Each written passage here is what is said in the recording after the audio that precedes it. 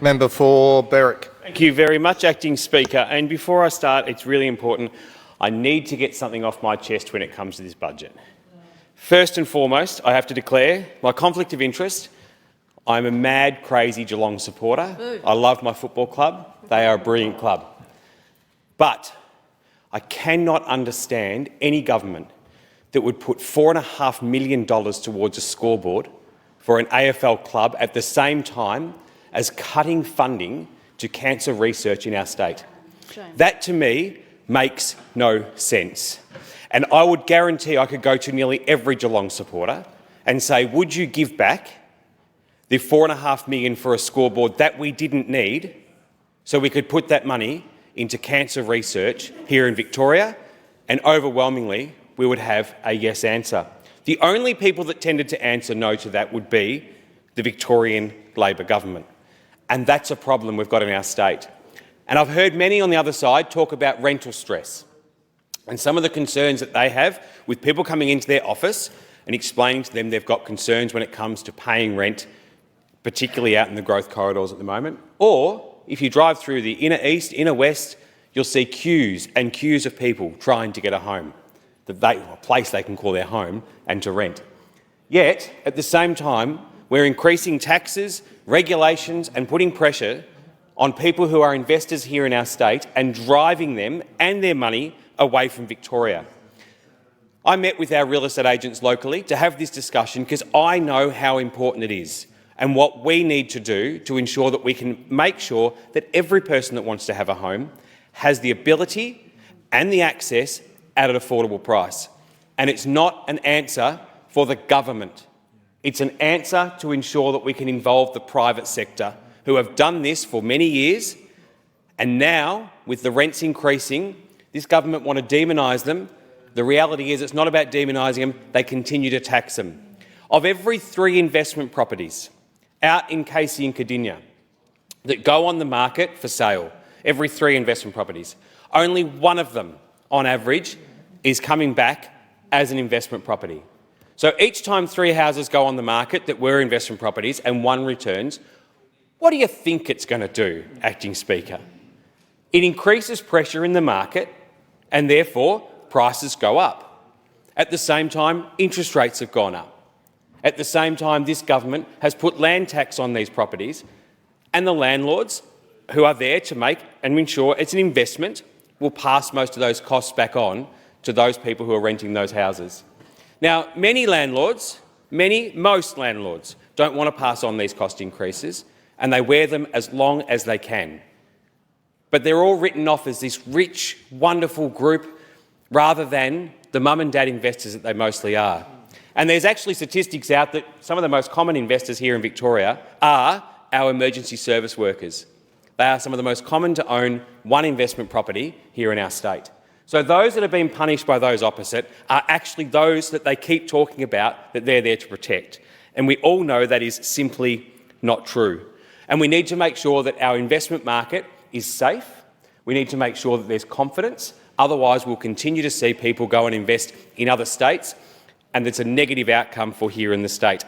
At the same time, when the government say they're going to increase public housing, and we know the results in Casey and Cardinia have effectively seen net growth of near 0 in public housing since this government's been in, then you've got a real problem because you've driven out the private sector, the government's not taking up any of that slack, and that is why rental properties through those areas have skyrocketed in price and people are living in cars, not just people who we traditionally had in that position, people who are working families are living in cars because they can't get a property. And we need to see that change. We've seen out in the Casey and Cardinia area one of the other issues that's been, because of this government over a long period of time, we've had a massive increase in crime. And some of these crimes that are increasing through our area, particularly around violent crime, and I note the member for laughing, but if you go and speak to the victims who have been involved in armed robberies, in people coming through their houses with machetes, I am sure you would not be laughing. Through the chair. We have seen too often home invasions in Berwick, 96 in the last 12 months. 96 families that have had someone or some people come into their house with weapons to steal their cars and effectively take away their rights in their own home. we need to make sure that we can have the police services and resources available to respond to that as quick as possible. And how would you do that, Acting Speaker? The first thing you do is you would deliver on your own promise, if you're in government, that we are going to build a police station in Clyde North that is 24 hours a day, 7 days a week to respond to those crimes. That was before the 2018 election, with the absolute roll gold guarantee they would have it up and operating in the first 12 months, 2 years of being in government. They put a sign up, give them credit, the sign said they would have it all going. The only thing that has changed since that date is it's vanished from the budget, there's no longer a line item at all, and the sign was updated to say 2025. So they've updated the sign in Clyde North to say that it won't be delivering it on time, and I'm actually not even confident they'll deliver it by 2025. And I note the member for Cranbourne said the money's still there.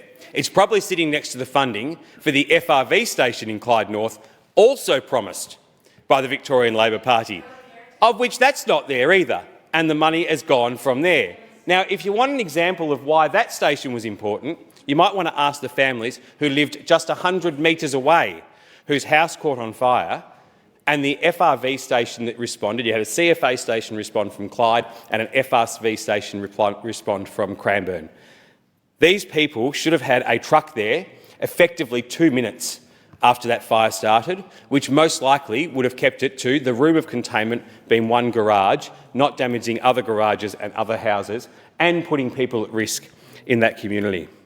On top of that, this government, with the Thompsons Road and Berwick-Cranbourne Road upgrade, who came out, were more than happy to be front page of our local papers, all with their big smiles, to say, how good are we? Getting on with the job, getting on with the job. Yet, it's about 5 years away. It's about 5 years away in the budget. Now, we're seeing how many seats are growing in this area, how many new people and the population are growing. I note the member for Cranbourne commenting. We know how many people are moving into our area down here. How many people are using that road because they haven't got public transport because the rail wasn't built down to Clyde. So they have to rely on the fact they've got one intersection which is already packed daily, is going to have thousands of new people come onto it, and yet the solution from the Labor government is we'll fix it in 5 years' time. Why does this happen? Why does this happen out in our area? It's quite simply because Labor can't manage money. And when you can't manage money, the consequences are felt by those throughout the entire community. I spoke about crime before. One of the other major concerns we have is community crime prevention. We know how important that is, and we now see that the budget for crime prevention here in Victoria has been slashed by 48%. 48% when crime in the community is at an all-time high. How can a government sit aside and literally say we're going to cut funding when it comes to crime prevention? Not only funding, they've reduced the staff in the crime prevention unit by around about 80%. That means we've got the minimal amount of numbers, but such a minimal amount of numbers, they didn't even have an opportunity to put forward a submission for what they would like to do to prevent crime here in our state for this budget, because they don't have the capacity that they used to have. The Victorian Liberal and National Party were very proud to introduce Australia's first crime prevention minister. It was Ed O'Donoghue in the other House.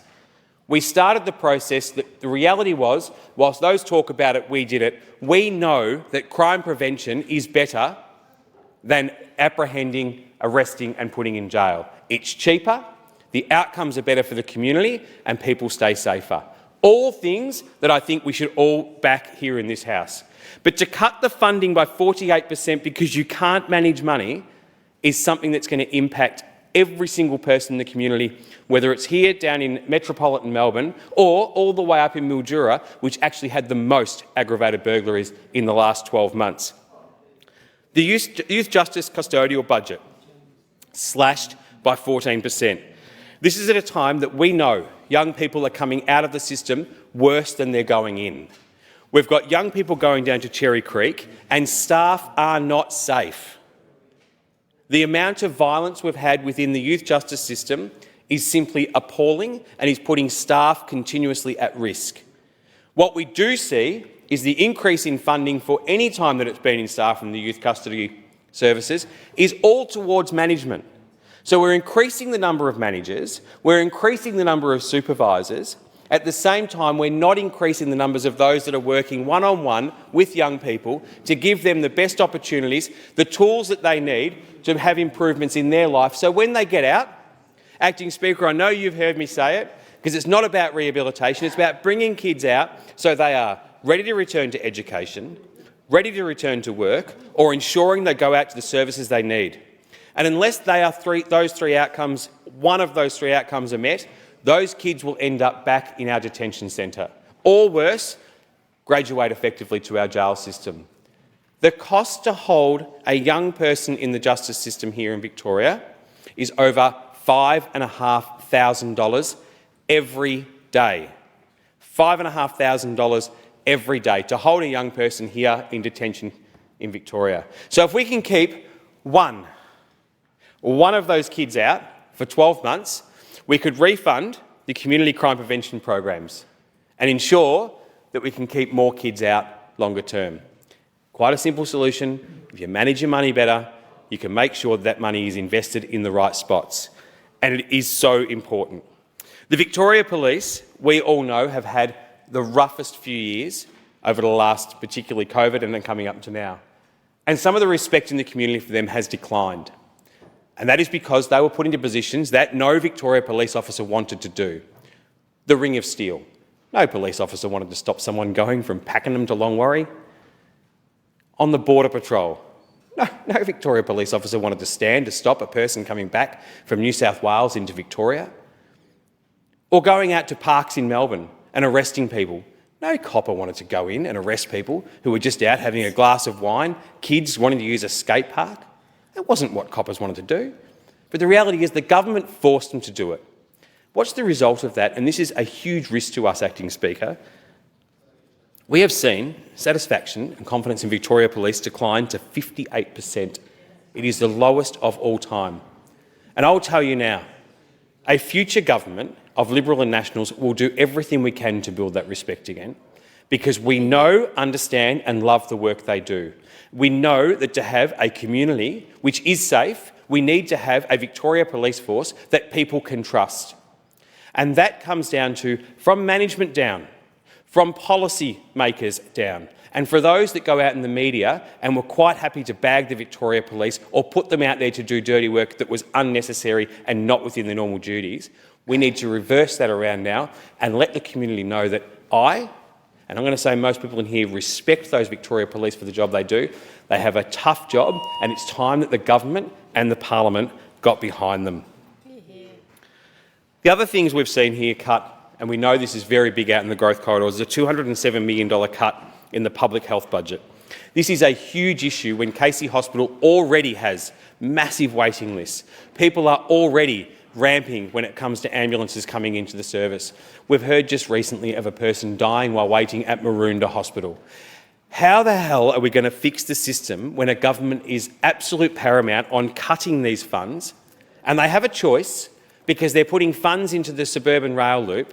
They could put the funds back into health and ensure that our health system is to where it should be. And I know I've got the member for Nepean behind me, and we've got $286 million slashed from the tourism budget. And while some out there would actually try and paint this as getting rid of the tourism budget's not the biggest issue in the world, but the reality is tourism is one of the cornerstones of our budget, it is the cornerstones of our business, and we've seen it every time we have things like the Grand Prix, proudly brought here by Jeff Kennett in his period, and making sure that our major sporting events are bringing people in. If you want to know when taxis are the busiest during the 2 weeks of the Australian Open, because tourists are here for a long period of time. That is essential. So how could a government cut the funding on their tourism strategy? What we're going to see now, and we're already starting to see it, WA are going to increase their budget to come after our projects. They will be looking to try and get some of those major events across to Western Australia, and that is a huge problem. But I'll finish where I started. Governments have choices, Acting Speaker, and this government, whilst it might sound minor, chose to put $4.5 million into a scoreboard that no one needed, no one asked for, and no one will actually care if it wasn't there, instead of putting $4.5 million into cancer research in Victoria. That is the sign of a bad government when you can't manage money.